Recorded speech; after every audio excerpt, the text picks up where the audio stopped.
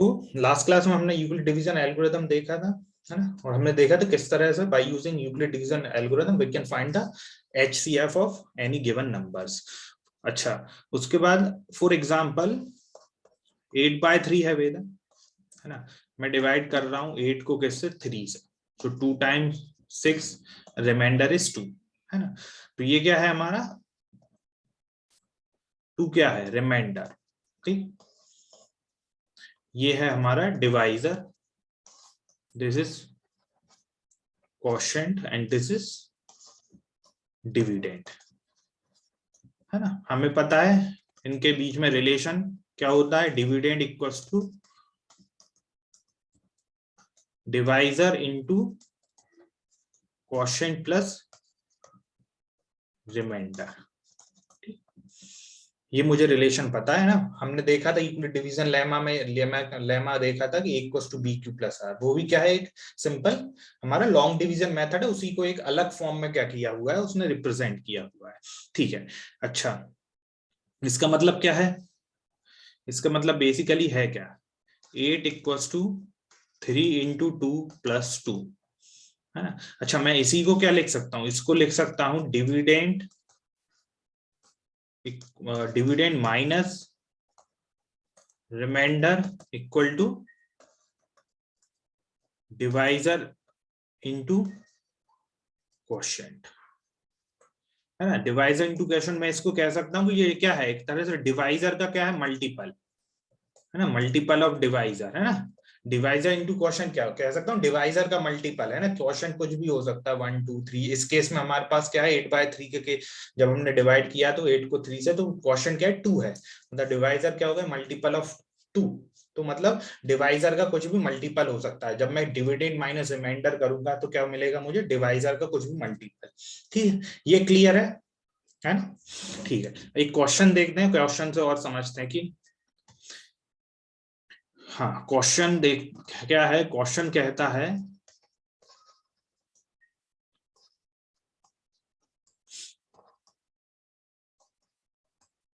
Find the largest number which divides 13 and 15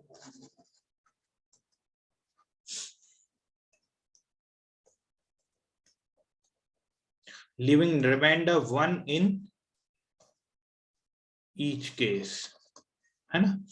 तो ये question है, हमें क्या निकालना है, largest number which divides 13 and 15 leaving remainder 1 in each case, है ना। तो थोड़ा सा पहले इसको, है ना, समझते हैं बेसिकली। अच्छा, लार्जेस्ट नंबर, है ना, चलो पहले हम देखते हैं सिंपल, हम एक ऐसा नंबर फाइंड आउट करते हैं which divides 13 and 15 leaving remainder 1 in each case। तो let the number be x, मैंने वो नंबर मान लिया x है, इसका मतलब क्या है, को यदि x डिवाइड करता है 13 और 15 को, तो रिमाइंडर क्या मिलेगा मुझे, 1 मिलेगा। तो यानी कि यदि मैं 13, इसका मतलब क्या है, 13 को यदि x से डिवाइड करूंगा, 13 को x से डिवाइड करूंगा, तो रिमाइंडर क्या मिलेगा मुझे, 1 मिलना चाहिए, 1 मिलना चाहिए। तो हमें ऐसा नंबर, ऐसी वैल्यू x की, वो वैल्यू हमें फाइंड आउट करनी है जिससे जो वो वैल्यू x की कि मैं 13 को डिवाइड करूं x से, तो रिमाइंडर क्या मिले मुझे, 1 मिले। सिमिलरली 15 को मैं डिवाइड करता हूं x से, तो मुझे रिमाइंडर क्या मिले, 1 मिले। अच्छा, अब मैंने क्या देखा था, मैंने एक बात बोली थी, dividend minus remainder equal to divisor into quotient, या कह सकता हूं सिंपली मल्टीपल ऑफ डिवाइजर या डिवाइजर मल्टीपल, है ना। डिवाइजर का क्या होगा, डिवाइजर्स मल्टीपल, ठीक है, ये मैंने देखा था। तो अच्छा, यहाँ पे अगर मैं इसको इस फॉर्म में लिखूं तो क्या है, अच्छा मैंने क्या, dividend minus remainder equal to divisors multiple, ठीक है ना। कुछ भी हमें RHS में क्या होगा, कुछ डिवाइजर का मल्टीपल मिले, ठीक है। अच्छा, यहाँ पे डिविडेंड क्या है, डिविडेंड है 13 माइनस रिमाइंडर, रिमाइंडर क्या है 1, राइट हैंड साइड में क्या मिलेगा, डिवाइजर का मल्टीपल, है ना। यानी कि मल्टीपल ऑफ डिवाइजर क्या है वेदा, x, तो मल्टीपल ऑफ x, कुछ मल्टीपल ऑफ x होगा, हमें नहीं पता, तो क्या मिल गया 12 equals to multiple of x, clear है? इसका मतलब क्या है, मल्टीपल ऑफ एक्स है, मतलब कि कह सकता हूं मल्टीपल ऑफ एक्स का मतलब क्या है, इसको मैं लिख सकता हूँ एक्स इंटू कुछ कुछ पी, है ना, पी कुछ भी होगा मुझे नहीं पता, मतलब वो एक्स का मल्टीपल है, मतलब एक्स इंटू पी फॉर्म में कुछ होगा। तो किसका मतलब क्या है, क्या मैं यहां से कह सकता हूं 12/x इक्वल टू पी, कह सकता हूं, यानी कि मैं कह सकता हूं 12/x इक्वल टू पी, तो मैं यहां से क्या कह सकता हूं, x जो है इज ए फैक्टर ऑफ 12, क्योंकि मैं 12 को x से डिवाइड कर रहा हूं तो मुझे p मिल रहा है, इसका मतलब वो x क्या कर रहा है, उसको कंप्लीटली डिवाइड कर रहा है। अगर मल्टीपल ऑफ 12 क्या है, मल्टीपल है x का, इसका मतलब मैं कह सकता हूं कि x क्या है, फैक्टर है 12 का, क्योंकि 12/x इक्वल टू p दे रहा है, इसका मतलब है कि वो कंप्लीटली डिवाइड कर रहा है, कंप्लीटली डिवाइड कर रहा है, मतलब x क्या है, फैक्टर है 12 का। यहां तक क्लियर है वेदा, कोई डाउट? नहीं सर। है ना? अच्छा, सिमिलरली मैं सेकंड 15/x पे आता हूं, तो मैं लिख सकता हूं 15 - 1 equal to what, again multiple of x, यानी कि 14 क्या है, equal to multiple of x। Similarly मैं ऐसे मल्टीपल ऑफ x है तो मैं लिख सकता हूं x into Q, capital Q, यानी कि 14/x क्या है, q आ रहा है, इसका मतलब मैं कह सकता हूं x भी क्या, x यहाँ पे भी क्या है, x is a factor of 14। तो अब देखो अगर वेदा, तो मुझे क्या मिल रहा है, x किसका फैक्टर है, 12 का भी फैक्टर है और साथ में 14 का भी फैक्टर है कि नहीं? x जो है 12 का भी फैक्टर है और 14 का भी फैक्टर, इसका मतलब x जो है कॉमन फैक्टर है किस किसका, 12 का और 14 का।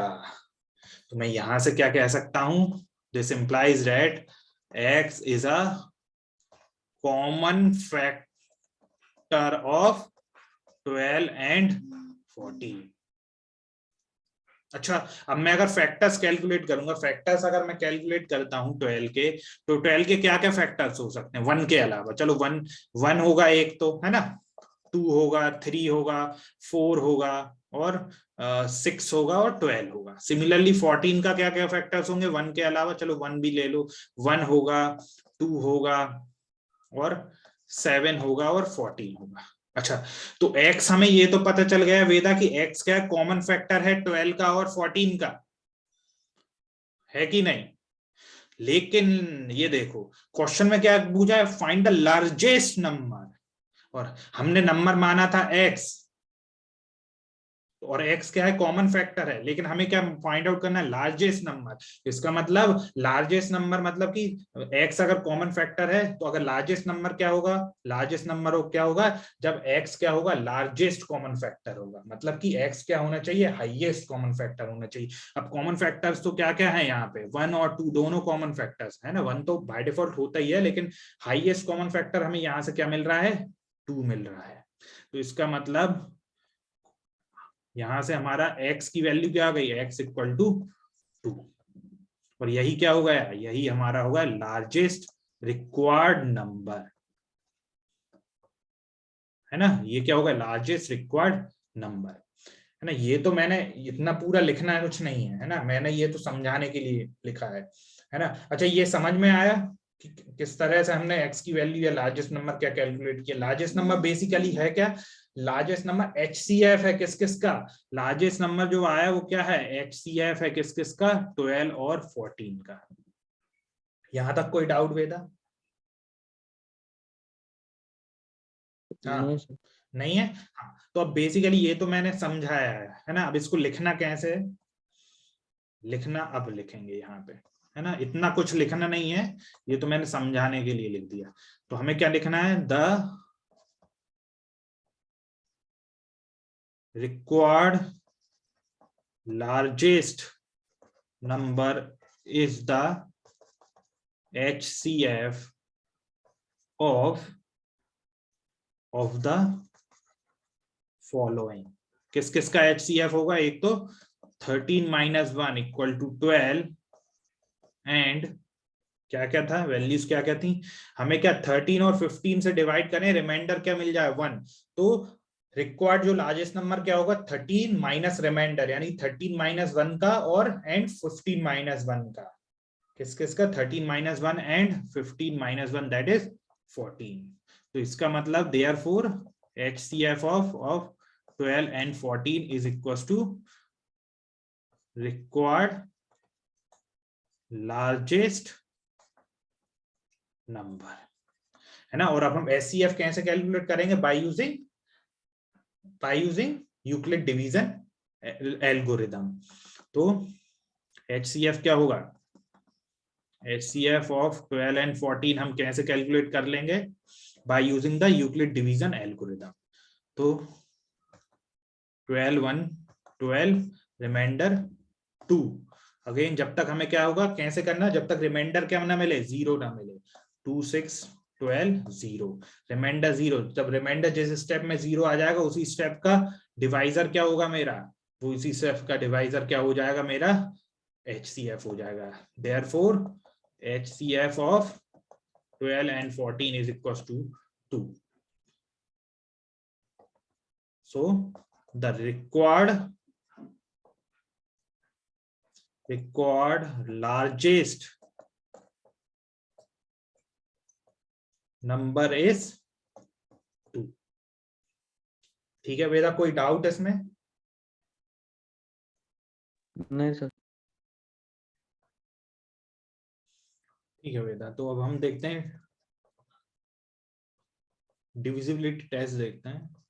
Divisibility test of some prime number, कुछ प्राइम नंबर्स का डिविजिबिलिटी टेस्ट देखते हैं।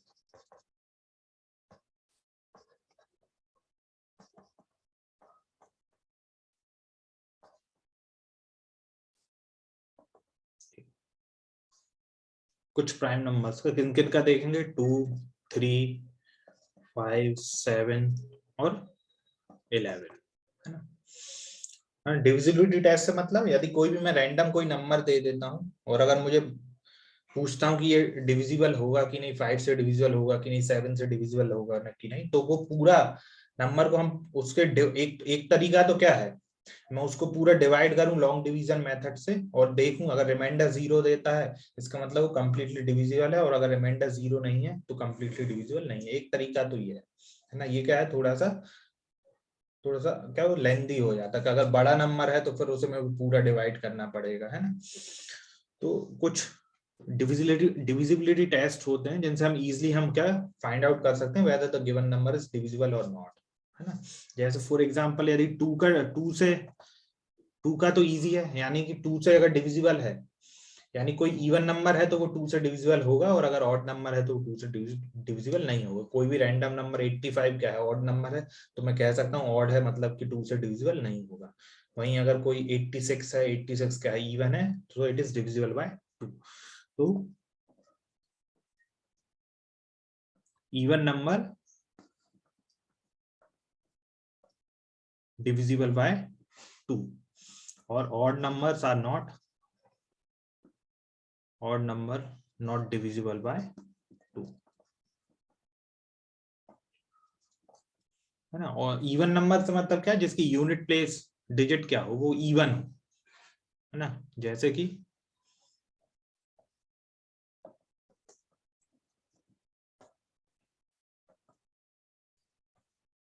इवन हो, जैसे या तो 0 2 4 6 8, यूनिट प्लेस डिजिट अगर 0 2 4 6 8 आती है तो वो क्या होगा, डिविजिबल होगा 2 से, मतलब क्योंकि वो नंबर वो क्या होगा, इवन होगा। और अगर ऑड है मतलब कि यूनिट प्लेस डिजिट क्या होगी, ऑड होगी, जैसे 1 3 5 7 9। यूनिट प्लेस डिजिट अगर ऑड है तो मतलब कि वो नंबर क्या है, ऑड है, और अगर ऑड है तो वो डिविजिबल नहीं होगा 2 से। ठीक है, वैसे ही 3, अगर 3 का डिविजिबिलिटी टेस्ट क्या है, मैं क्या करूंगा, कोई भी गिवन नंबर है उसकी सारी डिजिट्स का क्या करूंगा, सम करूंगा, और अगर वो सम 3 से डिविजिबल है तो वो होल नंबर क्या होगा, डिविजिबल होगा किससे, 3 से होगा। इफ द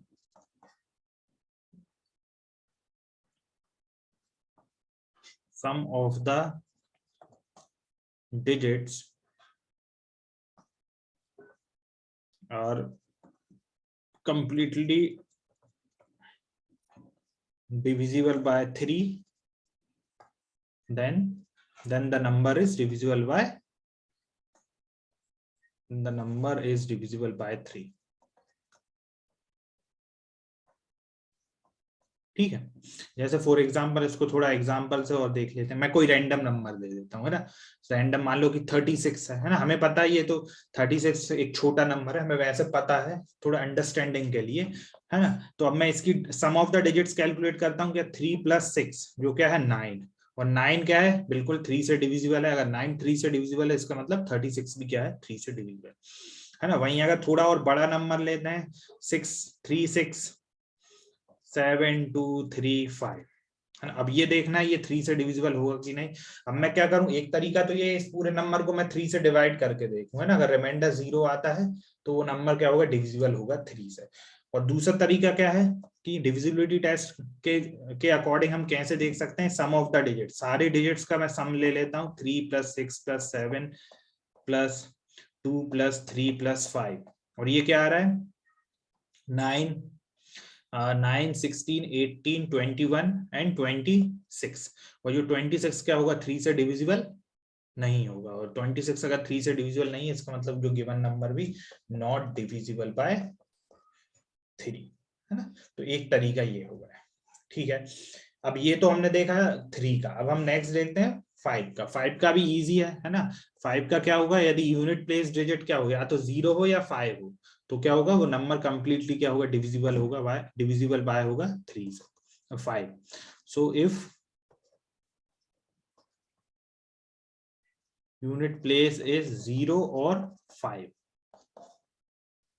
ठीक, then the number is divisible bye,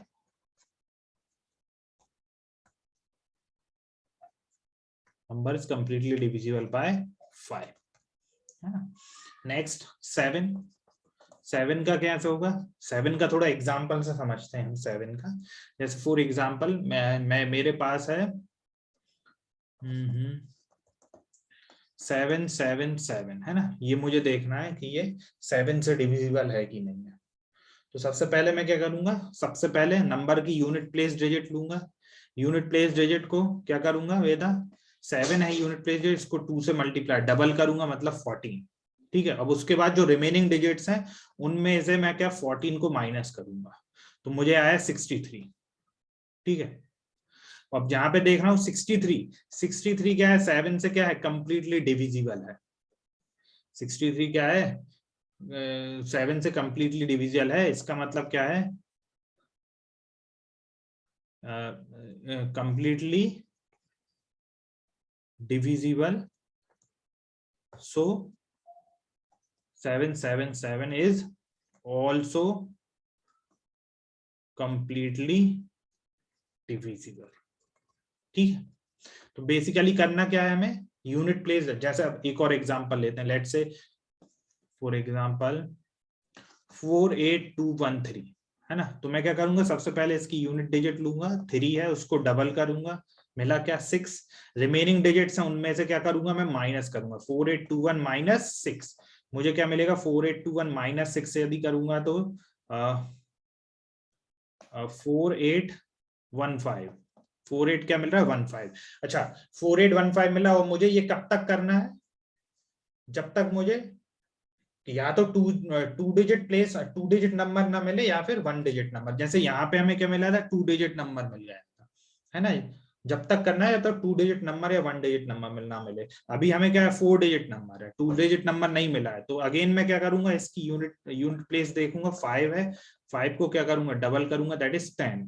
5 को डबल करूंगा, और रिमेनिंग नंबर्स क्या, रिमेनिंग डिजिट से मैं क्या करूंगा, 481 से क्या करूंगा, माइनस करूंगा 10। तो मुझे क्या मिला, जैसे 481 माइनस 10 किया, मुझे मिलेगा 471। अगेन मुझे अभी 2 डिजिट तक नहीं पहुंचा हूं, अगेन मुझे क्या है 3 डिजिट है, तो अगेन मैं क्या करूंगा, यूनिट प्लेस लूंगा, 1 को मल्टीप्लाई करूंगा 2 से, तो मुझे मिल गया है 2। अब मैं क्या करूंगा, रिमेनिंग डिजिट्स क्या है 47, 47 में से माइनस करूंगा 2 को, तो मुझे क्या मिल रहा है 45। अब मुझे क्या मिल गया है, ये 2 डिजिट मिल गए, या तो मुझे 2 डिजिट मिल जाए या फिर सीधा 1 डिजिट मिल जाए। तो जब तक मुझे 2 डिजिट या 1 डिजिट नहीं मिली, तब तक मुझे क्या करना पड़ेगा, प्रोसेस को रिपीट करूंगा। तो मुझे क्या मिल गया 45। 45 क्या है वेदा, 2 डिजिट है, और 2 डिजिट 45 को यदि मैं डिवाइड करता हूं 7 से, तो ये कंप्लीटली डिविजिबल नहीं है, not completely divisible by 7। So 48217, not 48213 है ना, इनिशियल नंबर हमारा 3 था। 48213 is also not divisible bye 7। Clear है? तो 7 का डिविजिबिलिटी टेस्ट क्या है, मैं यूनिट प्लेस डिजिट को लूंगा, डबल करूंगा और रिमेनिंग जो नंबर डिजिट से जो नंबर बन रहा है उसमें से क्या करूंगा, माइनस करूंगा, और तब तक करता रहूंगा ये प्रोसेस जब तक मुझे 2 डिजिट या फिर 1 डिजिट नंबर ना मिल जाए। और जो भी 2 डिजिट या 1 डिजिट नंबर मिलेगा अगर वो 7 से डिविजिबल है तो गिवन नंबर क्या होगा, 7 से डिविजिबल होगा, अदरवाइज नॉट। वेदा कोई डाउट है यहां तक? हाँ, अब एक लास्ट और बचा है, किससे, 11 से, है ना। 11 से भी हम समझते हैं, इसमें 11 में क्या करते हैं, जैसे इसको भी एग्जांपल से समझते हैं। जैसे फॉर एग्जांपल मुझे कोई नंबर है 2846742551, अब ये नंबर दे दिया, है ना। अब मुझसे बोला कि बताओ ये 11 से डिविजिबल है कि नहीं। एक तरीका तो वही है, हम इसे 11 से डिवाइड करें लॉन्ग डिवीजन मेथड से, है ना, और उसको रिमाइंडर चेक करें, अगर 0 आ रहा है तो कंप्लीटली डिविजिबल, अदरवाइज नॉट। दूसरा तरीका क्या है, मैं क्या लूंगा, सारी ऑड प्लेस डिजिट्स को क्या करूंगा, ऐड करूंगा, सारी इवन प्लेस डिजिट्स को क्या करूंगा, ऐड करूंगा, और दोनों का डिफरेंस कैलकुलेट करूंगा। और वो डिफरेंस यदि क्या होगा, डिफरेंस मेरा यदि क्या आ जाए, डिविजिबल बाय 11, या तो 0 आ जाए या फिर डिविजिबल बाय 11, है ना। बेसिकली 0 क्या है, 0 तो कह सकते हैं सभी से डिविजिबल है नंबर, है ना। तो बेसिकली या तो 11 से डिवाइड हो जाए या 0 आ जाए नंबर, तो वो क्या होगा, जो भी गिवन नंबर होगा will also be divisible by 11। तो अब हम इसका चेक करते हैं, है ना। तो पहले ऑड प्लेस डिजिट सेट करता हूँ। ऑड प्लेस डिजिट क्या है, 2 + 4 + 7 + 2 + 1, है ना, ये है odd place digit. Minus even place digit क्या होंगी, 8 + 6 + 4 + 5, है ना। इनका डिफरेंस यदि 0 आ जाए या फिर डिविजिबल बाय 11, कोई भी एक, है ना। बेसिकली 0 अलग से बोलने की जरूरत भी नहीं है, क्योंकि अगर 0 भी आता है तो वो क्या होगा, एक तरह से डिविजिबल हो गई, है ना। मतलब 0 क्या है, 0 को भी मैं लिख सकता हूँ ना, 0 है क्या, 0 बाय 11 क्या होगा, 0 ही होगा, है ना। तो क्या है, कंप्लीटली डिविजिबल है, ठीक है।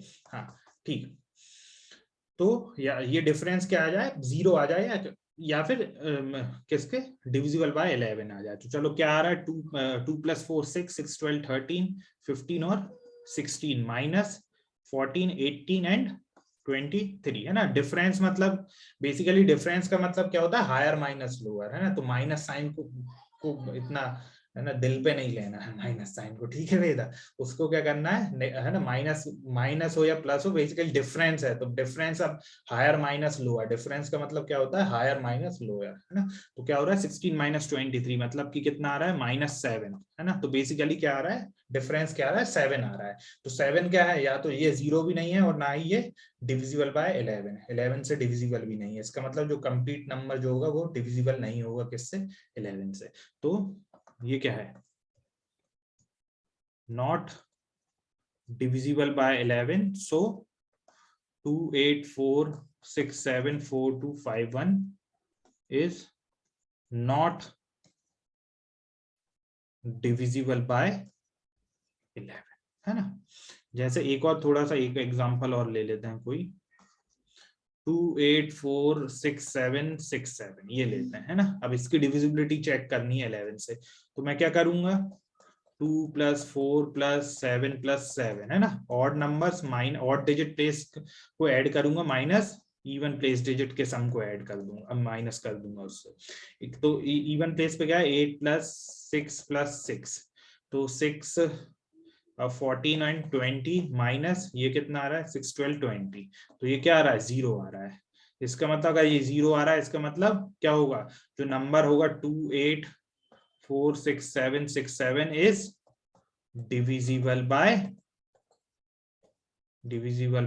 11, ठीक है। तो ये क्या हो गया, हमारे डिविजिबिलिटी चेक हो गए, डिविजिबिलिटी टेस्ट हो गए। तो किसी भी, हम बेसिकली प्राइम नंबर पे ही फोकस है, प्राइम नंबर पे कौन से, 2 3 5 7 11, है ना।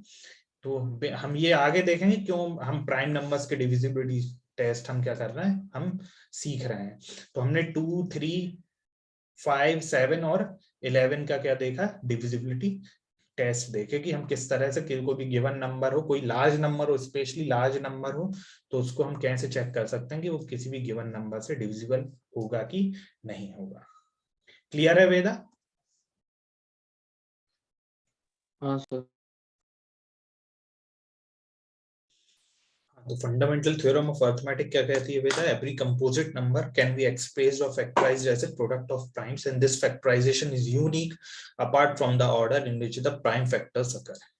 यानी कि कोई भी कंपोजिट नंबर है ना, उसे मैं एक्सप्रेस कर सकता हूँ उसके प्राइम नंबर्स, किसी भी प्राइम नंबर्स के प्रोडक्ट के फॉर्म में। अच्छा, उससे पहले हम समझते हैं कि बेसिकली कंपोजिट नंबर क्या होता है। वेदा, कंपोजिट नंबर कुछ याद है? प्रीवियस क्लासेस में पढ़े होंगे बचपन में। कंपोजिट नंबर क्या होते हैं? सर प्राइम नंबर को छोड़ के जो भी नंबर होते बिल्कुल है, बिल्कुल, बहुत बढ़िया। प्राइम नंबर को छोड़ के जो भी नंबर्स होते हैं वो क्या कंपोजिट नंबर होते हैं। प्राइम नंबर बेसिकली क्या होते हैं, prime numbers are the numbers okay which are divisible by 1 and the number itself, है ना। और वहीं उनके अलावा जो भी, जैसे हमने अभी प्राइम नंबर्स देखे 2 3 5 7, है ना। तो प्राइम नंबर्स वो नंबर्स होते हैं जो कि क्या हो, 1 या इटसेल्फ, यानी वन से या फिर खुद ही से क्या हो, डिवाइड हो, यानी कि जिनके फैक्टर्स क्या क्या हो, या तो 1 हो या फिर वो खुद नंबर खुद ही एक क्या हो, फैक्टर हो। जैसे फॉर एग्जांपल हमने देखे कुछ प्राइम नंबर्स, है ना। प्राइम नंबर्स क्या क्या क्या देखे, जैसे कि हमने 2 देखा, 3 5 7 एंड सो ऑन, है ना। 2 है, 2 के फैक्टर्स क्या क्या है, 1 है और 2 है। 3 का क्या है, 1 है और 3 है। 5 का क्या है, 1 है और 5 है। तो प्राइम नंबर्स क्या होते हैं, जो कि जिनके क्या क्या 1 और खुद नंबर ही क्या हो, उनका फैक्टर्स हो, है ना। इनके अलावा और कोई फैक्टर ना हो। वहीं इनके अलावा जो भी कंपोजिट जो ही नंबर्स होते हैं वो क्या होते हैं, कंपोजिट नंबर्स। तो कंपोजिट नंबर्स की डेफिनेशन क्या हो जाएगी, जिनके जो क्या जिनके 2 या 2 से ज्यादा क्या हो, फैक्टर्स हो। 2 या 2, 1 के अलावा भी क्या हो, 2 या 2 से ज्यादा फैक्टर्स। जैसे फॉर एग्जांपल अगर मैं मान लो 4 लेता हूँ, है ना। 4 के क्या क्या फैक्टर्स होंगे, 1 तो होगा ही होगा, साथ में 2 होगा और साथ में 4 भी होगा। मतलब 1 और 4 के अलावा भी कोई और फैक्टर, 1 और वो खुद नंबर के अलावा भी क्या हो, कोई और फैक्टर हो। 1 और 4 के अलावा इसका 2 एक फैक्टर है ना। ऐसे ही अगर मान लो कि मैं 9 का देखता हूं, तो 9 में क्या है, 1 है एक फैक्टर, 3 है और 9 है। तो 1 और 9 के अलावा 1 और नंबर इटसेल्फ, है ना, वो 1 और खुद नंबर के अलावा कोई और फैक्टर यदि होता है तो वो क्या होते हैं, कंपोजिट नंबर होते हैं। तो बेसिकली प्राइम नंबर के अलावा जो भी नंबर्स होंगे वो क्या होते हैं, कंपोजिट नंबर होते हैं। तो फंडामेंटल थ्योरम ऑफ अरिथमेटिक क्या कहती है कि कोई भी कंपोजिट नंबर, दुनिया के किसी भी कंपोजिट नंबर्स को मैं प्राइम नंबर्स के प्रोडक्ट के फॉर्म में उन्हें रिप्रेजेंट कर सकता हूं। And this factorisation is unique apart from the order in which the prime factors occurs. तो ये जो सेकंड लाइन है, सेकंड लाइन में this factorisation is unique apart from the order in which the prime factors occurs, ये भी समझते हैं, है ना। जैसे फॉर एग्जांपल एक एग्जांपल से समझते हैं वेदा, है ना। एक एग्जांपल लेते हैं, जैसे मान लो कि मैं 18 है, 18 क्या है, कंपोजिट नंबर है, ठीक। अच्छा, 18 को मैं यहाँ पे क्या लिखा है, every composite number can be expressed as a product of prime, यानी कि प्रोडक्ट प्राइम नंबर्स के प्रोडक्ट के फॉर्म में मैं उसे एक्सप्रेस कर सकता हूँ। अच्छा, 18 को एक कंपोजिट नंबर है, 18 को मैं किस तरह से एक्सप्रेस कर सकता हूँ, इसको मैं लिख सकता हूँ विद 2 into 9 लिख सकता हूँ। अच्छा, यहाँ पे 2 तो प्राइम है लेकिन 9 प्राइम नहीं है। अच्छा, ठीक है, तो फिर मैं एक और तरीके से लिख सकता हूँ 3 into 6। यहाँ पे 3 प्राइम है लेकिन 6 प्राइम नहीं है। तो मैं फर्दर मैं इसको इस तरह से भी लिख सकता हूँ 3 into 3 into 2।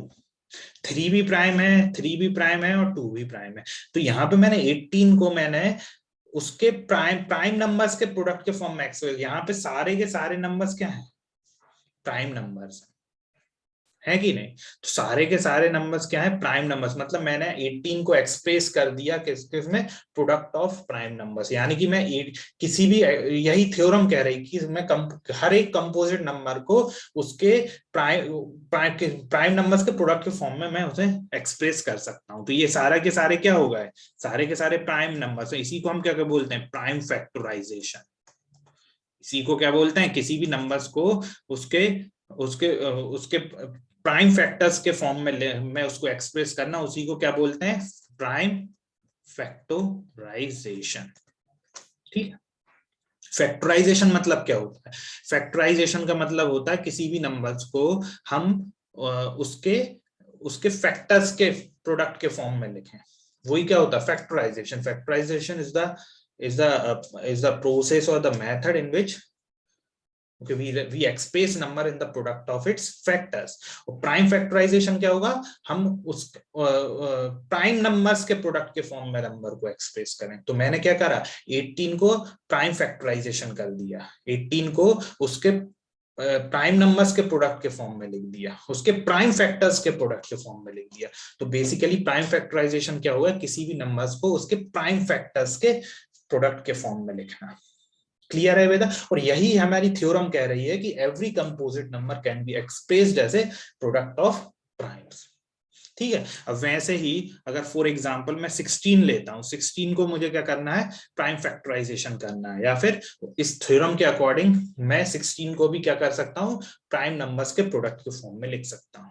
तो मैं 16 को क्या लिख सकता हूं, 8 इंटू 2 लिख सकता हूं। 2 प्राइम नंबर है लेकिन 18 प्राइम नंबर नहीं है। तो मैंने सोचा कि चलो ऐसा करता हूं, मैं 4 को फर्दर ब्रेक करता हूं। 4 को मैंने लिख दिया 4 इंटू 2 इंटू 2। अगेन 4 को 8 को क्या लिख दिया 4 इंटू 2। अगेन यहाँ पे 2 प्राइम है लेकिन 4 नहीं है, है ना। इसी को मैं क्या लिख सकता हूँ, 4 इंटू 4 भी लिख सकता हूँ, लेकिन 4 प्राइम नंबर नहीं है। ठीक है।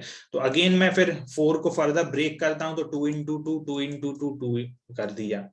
तो अब क्या है, 2 क्या है, प्राइम नंबर है। इसका मतलब मैंने 16 को क्या कर दिया है, उसके प्राइम फैक्टर्स के प्रोडक्ट के फॉर्म में लिख दिया। यानी कि ये मैंने क्या कर दिया, उसका प्राइम फैक्टराइजेशन कर दिया।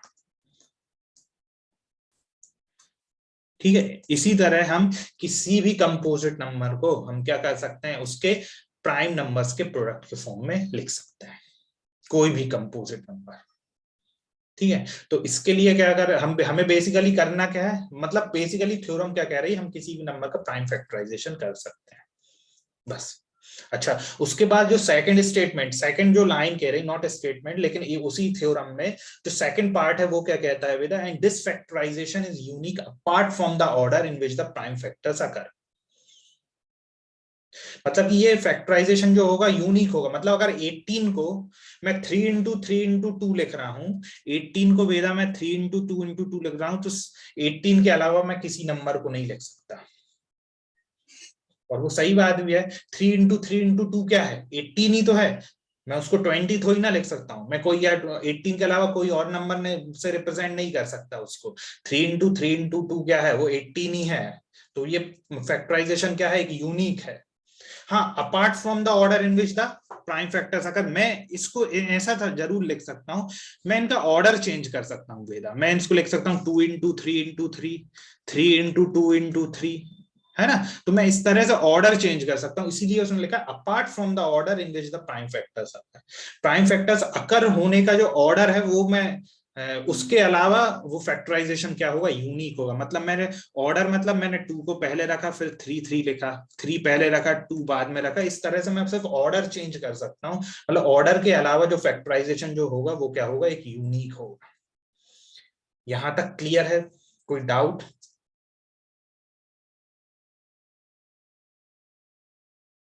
हाँ बेटा, क्लियर। हाँ, तो ये थ्योरम क्या कहती है, every composite number can be expressed as a product of prime and this factorisation is unique apart from the order in which the prime factors occur. अच्छा, तो बेसिकली हमें करना क्या है इस थ्योरम के अकॉर्डिंग, बस यही है कि हम किसी भी नंबर को उसके प्राइम फैक्टर्स के फॉर्म में क्या कर सकते हैं, एक्सप्रेस कर सकते हैं, मतलब उसका प्राइम फैक्टराइजेशन करना कर सकते हैं। अब जैसे फॉर एग्जांपल मुझे प्राइम फैक्टराइजेशन करना है, किसका, प्राइम फैक्टराइजेशन ऑफ 105 का, है ना। तो हम कैसे करेंगे प्राइम फैक्टराइजेशन, कैसे करते हैं प्राइम फैक्टराइजेशन, क्या करेंगे, नंबर्स को हम क्या करेंगे, चेक करेंगे कहां से, कि वो नंबर डिविजिबल है कि नहीं। किससे हम चेक करेंगे, स्टेप्स क्या है, check is this number is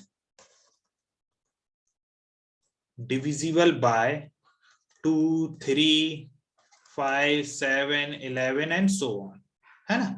तो हमें क्या करना है, प्राइम फैक्टराइजेशन मतलब प्राइम फैक्टर्स के फॉर्म में लिखना है, मतलब कि प्राइम फैक्टर्स के फॉर्म में लिखना है, मतलब वो नंबर प्राइम नंबर से डिविजिबल है कि नहीं। अगर डिविजिबल होगा तो वो नंबर क्या होगा, वो प्राइम नंबर उसका फैक्टर होगा, अगर डिविजिबल नहीं होगा तो वो प्राइम नंबर फैक्टर नहीं होगा। तो बेसिकली मुझे अगर प्राइम फैक्टराइजेशन करना है 105 का, तो मैं सबसे छोटे प्राइम नंबर से शुरू करूंगा, 2 से करूंगा। क्या 2 से डिविजिबल है 105? हमने डिविजिबिलिटी रूल हमने देखा था, 105 क्या है, एक ऑड नंबर है, 2 से डिविजिबल नहीं होगा, मतलब 2 से डिविजिबल नहीं है। फिर नेक्स्ट नंबर पे मैं जंप करूंगा 3 पे। 3 पे क्या वो 3 से डिविजिबल है? हमने डिविजिबिलिटी रूल चेक, हमें पता है 3 का क्या है, सम ऑफ द डिजिट डिविजिबल होनी चाहिए 3 से। सम ऑफ द डिजिट क्या है, 1 + 0 + 5 यानी 6। 6 क्या है, डिविजिबल है किससे, 3 से। तो इसका मतलब 105 भी डिविजिबल होगा 3 से, ठीक है। 3 से डिविजिबल है, 3 से डिविजिबल है कितने टाइम्स, 335 टाइम्स, 35, है ना। तो डिविजिबिलिटी रूल, जो डिविजिबिलिटी टेस्ट हमने देखे, तो उनका यूज यहाँ पे आ जाता है प्राइम फैक्टराइजेशन में, ठीक है। छोटे नंबर हैं तो हम इजिली चेक भी कर सकते हैं कि 105 जो है 3 से डिविजिबल है कि नहीं, लेकिन अगर बड़ा नंबर होगा तो उसमें वो टाइम को बचाने के लिए हम डिविजिबिलिटी टेस्ट का यूज करते हैं, ठीक है। हाँ, उसके बाद 35 3 से डिविजिबल है, 5 + 3 8, 8 डिविजिबल नहीं है, 35 भी डिविजिबल नहीं होगा। या तो हम नेक्स्ट नंबर पे जंप करेंगे, किस पे, 5 पे, नेक्स्ट प्राइम नंबर पे। 5 से बिल्कुल डिविजिबल है 5, है ना। यूनिट प्लेस 0 या 5, ठीक, कितने टाइम्स, 7 टाइम्स, ठीक है। उसके बाद क्या 7 5 से डिविजिबल है, नहीं है, यानी कि नेक्स्ट नंबर पे 7 पे, 7 1 टाइम्स 7 डिविजिबल है, 1 आ गया। ग्रेट। तो यहां से मतलब मैं 105 को क्या लिख सकता हूँ, 105 को मैं क्या लिख सकता हूँ, 3 × 5 × 7। 3 5 7 तीनों ही क्या है, प्राइम नंबर्स हैं। मैंने इसका मतलब 105 को किस फॉर्म में रिप्रेजेंट कर दिया, प्राइम, उसके प्राइम फैक्टराइजेशन कर दिया, मतलब उसके प्राइम फैक्टर्स के प्रोडक्ट के फॉर्म में लिख दिया है, ठीक है। तो यही क्या होगा, यही क्या है वेदा, प्राइम फैक्टराइजेशन ऑफ 105। क्लियर है। अच्छा, वैसे कंपल्सरी ऑर्डर, हम ऑर्डर इतना इंपॉर्टेंट नहीं है। मैं ना 3 × 5 × 7 को 3 × 7 × 5 लिख दूं, 5 × 3 × 7 लिख दूं, लेकिन क्या है, जनरल जो कन्वेंशन जो फॉलो करते हैं वो क्या यही फॉलो करते हैं कि नंबर्स को जो लिखना है, right it in the ascending order. Okay, right it in ascending order, ठीक है। हमेशा प्राइम फैक्टराइजेशन करेंगे तो हम उसे असेंडिंग ऑर्डर में ही लिखेंगे, ठीक है।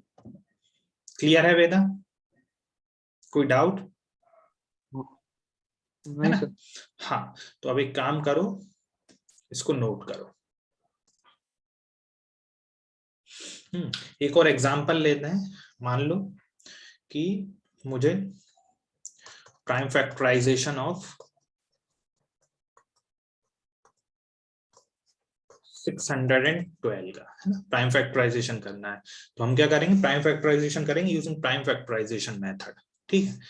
हाँ, क्या करूंगा मैं, 612 सबसे पहले क्या चेक करूंगा, कहां से, 2, फिर 3 5 7 11 एंड सो ऑन, है ना। यहां से मैं क्या करूंगा, 2 से शुरू करूंगा, सबसे छोटे प्राइम नंबर्स, क्योंकि हमें प्राइम फैक्टराइजेशन करना है, मतलब उसके प्रोडक्ट, प्राइम नंबर्स के प्रोडक्ट के फॉर्म में लिखना है। तो सिर्फ हम क्या करेंगे, प्राइम नंबर्स को ही चेक करेंगे कि वो वेदर इट इज, हमें ये तो पता है थ्योरम से, थ्योरम क्या कहती है, मैं हर नंबर को हम, हर कंपोजिट नंबर को हम प्राइम फैक्टर, उसके प्राइम नंबर्स के प्राइम फैक्टर्स के प्रोडक्ट के फॉर्म में लिख सकता हूँ, है ना, फैक्टराइज कर सकते हैं प्राइम नंबर्स के फॉर्म में।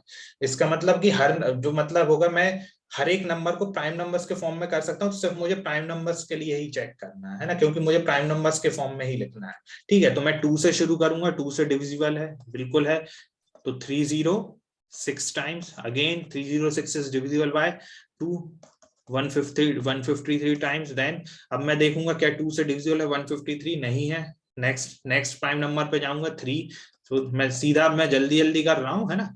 तो 3 से डिविजिबल है कितने टाइम्स, 51 टाइम्स। अगेन मैं देखूंगा 51 3 से डिविजिबल है, यस, कितने टाइम्स है, 17 टाइम्स, ठीक है। उसके बाद 17 3 से डिविजिबल नहीं है, बिल्कुल नहीं है। 5 से भी डिविजिबल नहीं है। 7 से भी डिविजिबल नहीं है, 11 से भी डिविजिबल नहीं, 13 14 15, क्यों नहीं है, बेसिकली अब ये क्या होगा, सीधा सिंपल 17 से ही डिविजिबल होगा। क्यों होगा, क्योंकि 17 क्या है, एक प्राइम नंबर है ना। और प्राइम नंबर हमेशा या किससे डिविजिबल होगा, या तो 1 से या खुद से ही, है ना। तो 1 से तो पॉसिबल, 1 से तो हमें लेना ही नहीं है, 1 का तो कोई मतलब ही नहीं है। तो बेसिकली अब ये जो नंबर होगा वो किससे, सिर्फ 17 से ही डिविजिबल होगा, और 17 क्या है, प्राइम नंबर है। ठीक है। हाँ, तो इसका मतलब क्या है, मैं 612 को क्या क्या किस फॉर्म में, मतलब प्राइम फैक्टराइजेशन क्या हुआ 612 का, 612 का 2 इंटू 2 इंटू 3 इंटू 3 इंटू 17। इसका मतलब मैं ऐसे लिख सकता हूँ 2 स्क्वायर इंटू 3 स्क्वायर इंटू 17। ठीक है। तो ये क्या हो गया, बेसिकली प्राइम फैक्टराइजेशन ऑफ 612 का। ठीक है। तो हमें जनरली जो प्राइम फैक्टराइजेशन जो ऑर्डर लिखना है वो असेंडिंग ऑर्डर में ही लिखना है ना, वो एक जनरल कन्वेंशन है कि असेंडिंग ऑर्डर में लिखने का। ठीक है। गलत कुछ भी नहीं है, ऑर्डर कुछ भी हो, थ्योरम खुद कहती है apart from the order the prime factorisation is unique. ठीक। लेकिन हमें क्या ऑर्डर फॉलो करना है, ऐसे फ्रॉम असेंडिंग ऑर्डर, है ना। तो पहले 2 स्क्वायर देन 3 स्क्वायर देन 17। ठीक। एक और क्वेश्चन लेना है।